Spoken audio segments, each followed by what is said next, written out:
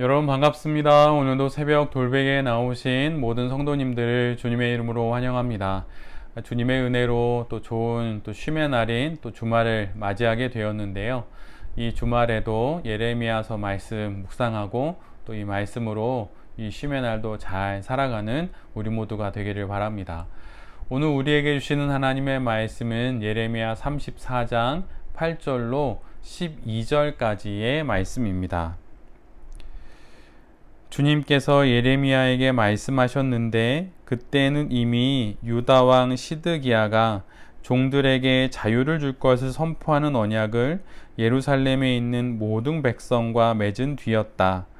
이 언약은 누구나 자기의 남종과 여종이 히브리 남자와 히브리 여자의 경우에 그들을 자유인으로 풀어주어서 어느 누구도 동족인 유다 사람을 종으로 삼는 일이 없도록 한다는 것이었다.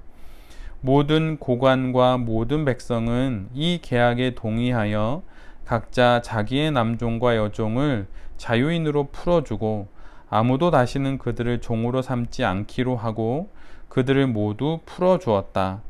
그러나 그 뒤에 그들은 마음이 바뀌어 그들이 이미 자유인으로 풀어준 남녀 종들을 다시 데려다가 남종과 여종으로 부렸다.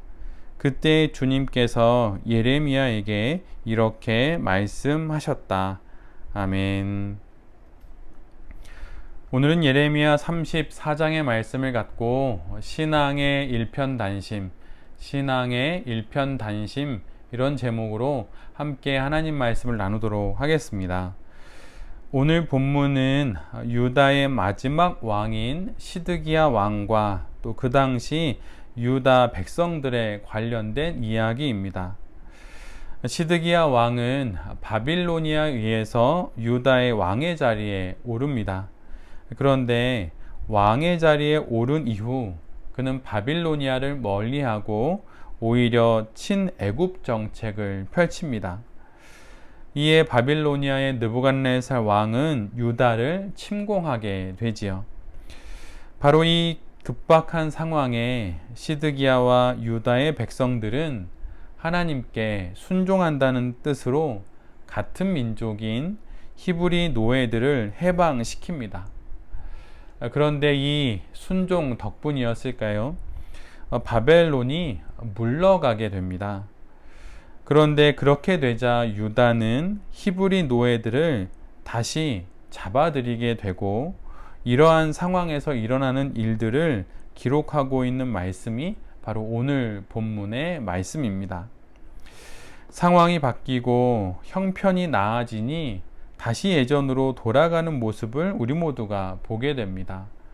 하나님을 등지고 다시 자신들 마음대로 살아가는 그 삶을 살아가게 되는 그런 완악한 마음들과 그런 인생들을 우리 모두가 보게 됩니다. 상황이 나아졌다고 또 사태가 호전되었다고 영혼의 귀를 다시 닫고 원점으로 돌아가는 그런 어리석은 일을 우리 모두가 오늘 보게 되지요.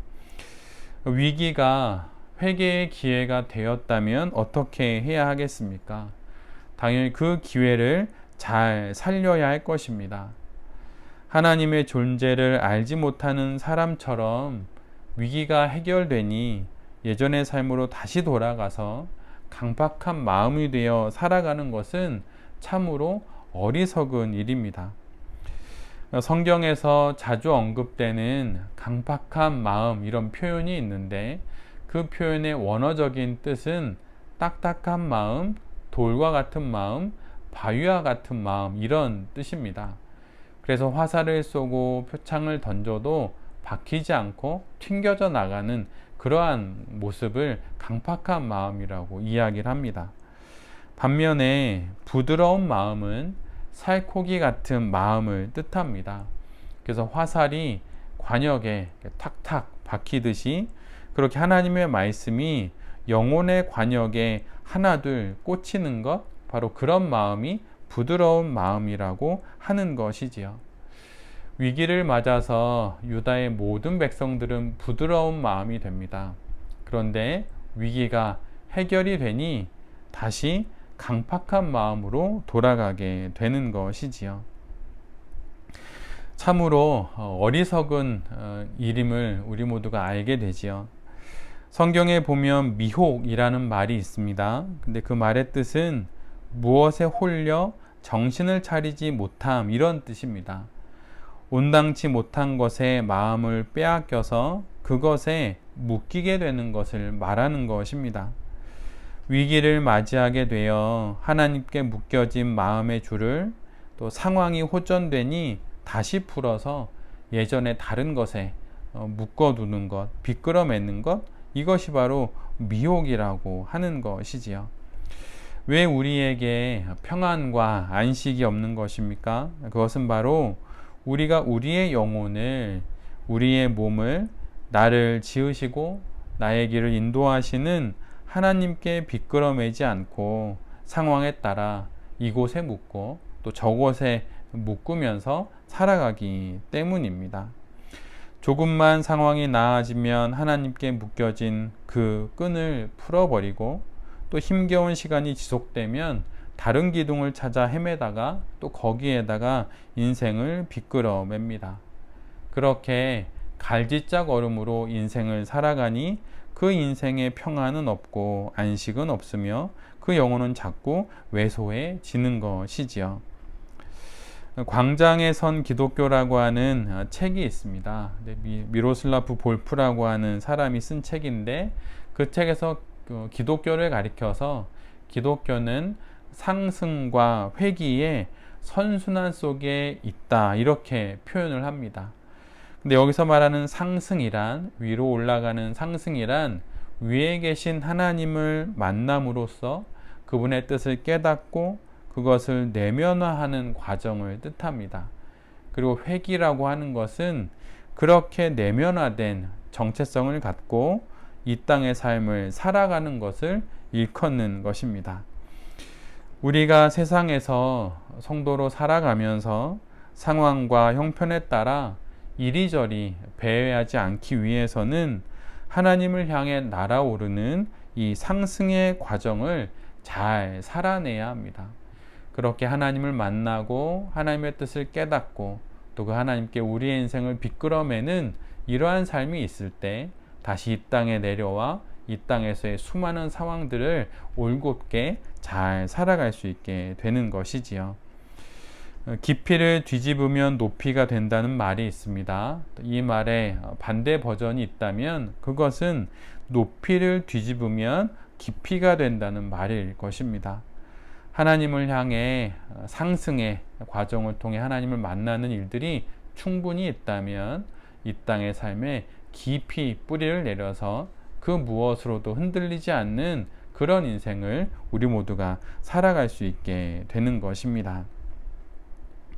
창세기 1장에 있는 말씀, 우리 모두가 너무나도 잘 알고 있는 그 말씀처럼 하나님께서 사람을 창조하시되 하나님을 닮게 창조하시고 하나님의 본성을 드러내게 창조하셨다는 그 말씀이 있지요.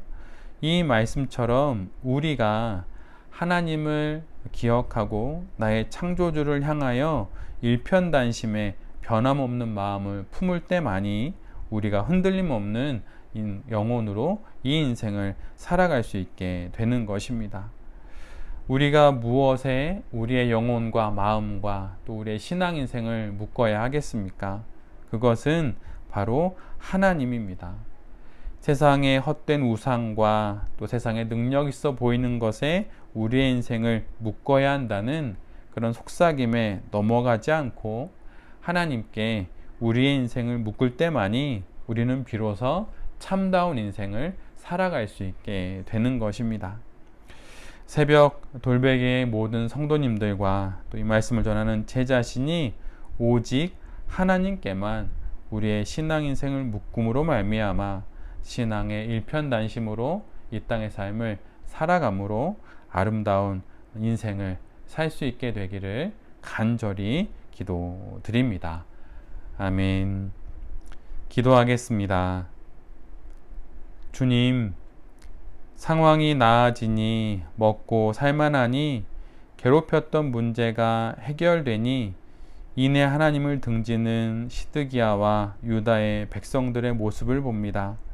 이 모습을 반면교사 삼겠습니다. 모든 상황 가운데 하나님께 인생을 묶으며 살아가겠습니다.